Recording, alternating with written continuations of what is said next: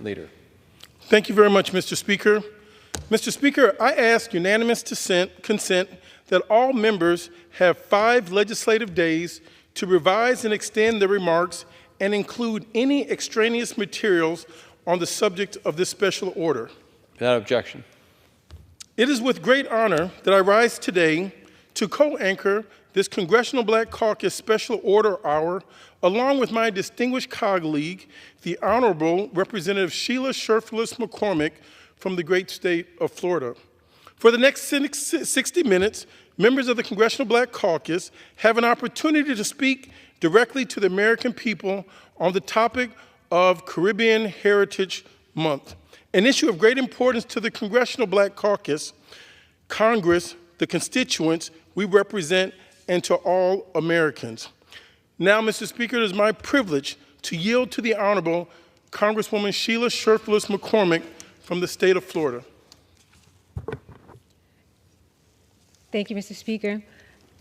Today I rise to commemorate Caribbean American Heritage Month at a time to recognize the profound historical significance and the impact of Caribbean Americans on the history and development of the United States. Caribbean Americans have played a pivotal role since the earliest days of our nation's history. One of the most notable figures was Alexander Hamilton, born in Nevis, whose vision and intellect helped lay the foundations of our financial system and set forth the course for America's economic future. During the 20th century, Shirley Chisholm, the daughter of the Barbadian and Guyanese immigrants, emerged as a trailblazer in American politics. During the same time, Malcolm X, a transformative civil rights leader whose roots trace back to Grenada, advocated for Black power and the economic autonomy. His work has inspired individuals to strive for a more just and equitable society. Next, we honor the Puerto Rican American-born Dr.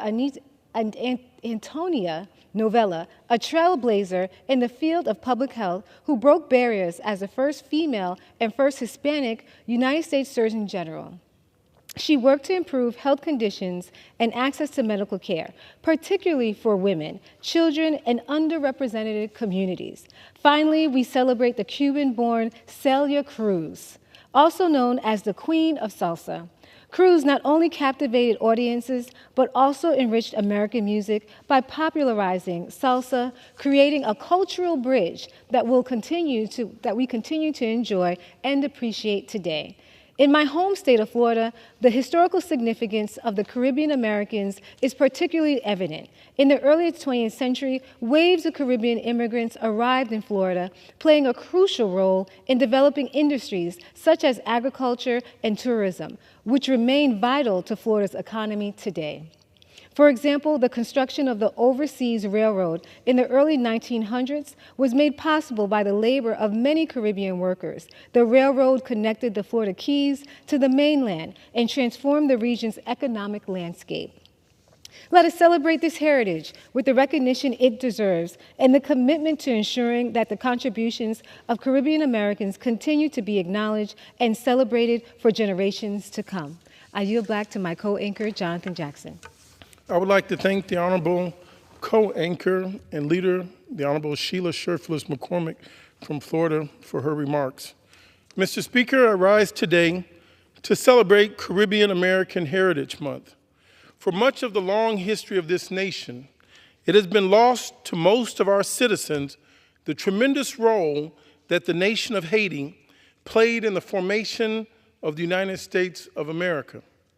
And what most people miss is that it was because of the Haitian Revolution that Napoleon lost interest in maintaining control over his so-called Caribbean land holdings, and therefore saw no use in keeping Louisiana, prompting him to facilitate the Louisiana Purchase, which doubled the size of the United States of America.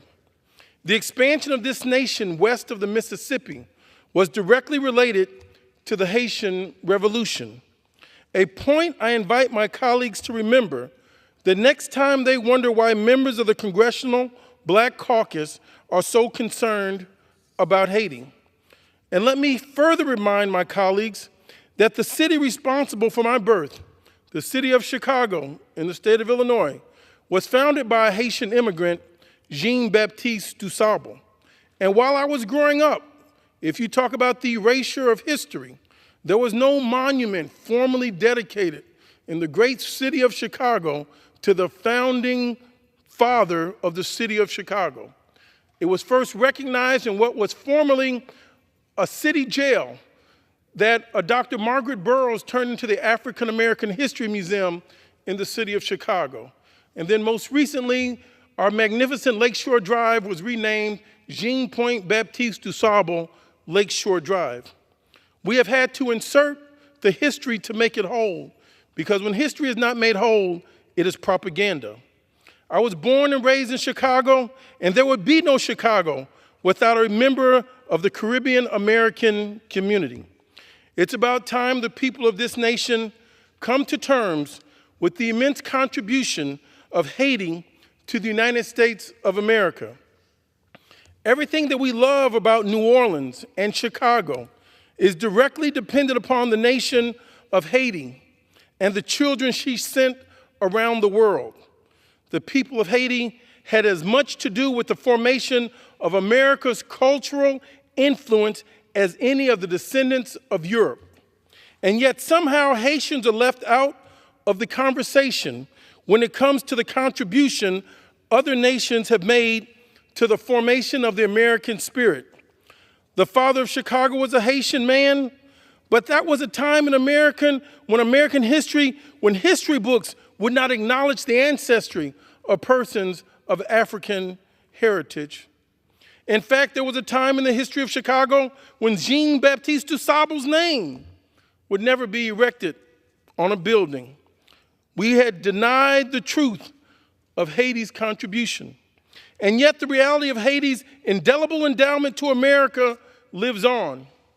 Those of us who rise tonight do so because we refuse to be silent about the great contributions that African descendants from the Caribbean have made to this nation's history and this nation's future. Malcolm X once said, "Of all of our studies, history is best qualified to reward our research." And yet, what he meant by the statement was that it is only when we discover the immovable truth of our history that we find the footing we need to leap out of the darkness and into the kind of future we deserve. A point to which I should add that Malcolm X was himself of Caribbean American descent, as his mother and her descendants hailed from Grenada. Needless to say, there is a long and noble list of Americans whose ancestry goes back to the Caribbean. And we would be wise to honor that history, because in honoring it, we honor, in fact, ourselves. It is only when we honor the truth that we tear down the low-bearing walls of falsehood, hatred, and bigotry. The days when we could be in denial about the unique and important contribution of marginalized parts of the world to the formation of America are over.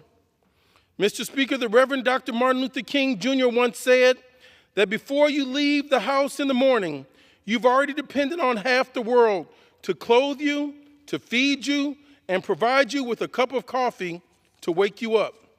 I submit to the members of this body that America is better when we are about the business of acknowledging the long-standing connection that our pursuit for freedom has with other parts of the world. I know sometimes certain populations in America would like to believe the mythical lie of a rugged American and American individualism. I understand that there are those who would rather think that this country pulled itself up by its bootstraps without any assistance from anybody, anywhere. But regrettably, nothing could be further from the truth. And America is not a weaker country because nations such as Haiti assisted us and directly benefited us, but rather we are stronger because the truth will set you free. Mr. Speaker, this is the 220th anniversary of the Republic of Haiti. Haiti is America's longest, oldest democratic partner. Haiti now celebrates 220 years. And I'd like to remind this body on its 200th year anniversary, their democratically elected president was hijacked, kidnapped, and taken out with U.S. assistance from their homeland to an African city. Now, Mr. Speaker, this is a time where the Haitians certainly need our assistance. Haiti is not a debtor country. Haiti is a creditor country to the United States. Haitians supported America during the Revolutionary War in Savannah, where a statue still arises from those ashes. So let us celebrate this Caribbean Heritage Month. Let us celebrate all of those that have been erased from history, that have committed such great and noble works to us. Mr. Speaker, it is now my privilege to yield back to my distinguished colleague and co-anchor of this Congressional Black Caucus Hour, the Honorable Sheila Sherfless McCormick. Thank you so much, especially to my co-anchor who has been, I think he's an honorary Haitian for all his advocacy, Representative Jonathan Jackson. Mr. Speaker, today we come celebrating Caribbean American Heritage Month. Is a time to honor the Caribbean Americans' vibrant culture and invaluable contributions to our nation. It is significant in my home state of Florida, where the Caribbean diaspora thrives and flourishes. As someone of Haitian descent, my heritage provides me with strength and resilience, traits passed down through the generations of Caribbean people who have faced and conquered tremendous challenges. Caribbean Americans have been at the forefront of advocacy and leadership in politics. From city councils to the halls of Congress, we have raised our voices to champion civil rights and social justice and equality for all. Moreover, Caribbean Americans are innovators and pioneers. From the groundbreaking research of Dr. Patricia Bath, a pioneer of ophthalmologists of Trinidadian descent, to the literary genius of Jamaica Kincaid from Antigua, our contributions to science, literature, and the arts have profoundly impacted the entire world. These achievements are a testament to the ingenuity and creativity that are hallmarks of our heritage. In recognizing the importance of the Caribbean American Heritage Month, we acknowledge that our diversity is, in fact, our strength. It is a reminder that the United States thrives when we embrace and celebrate the unique cultures and histories that make up of our entire nations. Thank you, Mr. Speaker, and I yield back to my co-anchor, Representative Jonathan Jackson. I'd like to thank the Honorable Congresswoman Sheila Sherfless McCormick, co-anchor of this Congressional Black Caucus Hour. Mr. Speaker, in closing, I'd like to share that Haiti has a rich and a very vibrant history, and it pains me deeply to see that people look at Haiti as a beggar nation. Haiti has gone through one of the most horrendous stories in mankind. After the Haitian people gallantly fought off those that enslaved them, American powers and European powers forced those that had been enslaved, kidnapped, raped, and robbed to pay reparations back to France up until the 1940s. The Haitian people are vibrant people and honorable people, and Haitians deserve our help and support. And for me to be in this great body and to think that the United States has to ask the Kenyan government to support the Haitian people to now gain back control by the citizens for their rightful democracy, when we very well, as the world's most powerful country, should be able to send our forces down, assist those people so they can build back their country. We owe them a development plan. We cannot be the greatest nation having the poorest country in the world off of our shores. Haitians have been our best ally, our longest democratic partners, and we can do better. Mr. Speaker, I thank you so much. You've heard from my distinguished colleagues and the Honorable Sheila McCormick, all great issues important to the Congressional Black Caucus, our constituents, Congress, and all Americans tonight. With that, Mr. Speaker, I yield back. Under the Speaker's announced policy of January 9th, 2023, the Chair recognizes the gentleman from Arizona,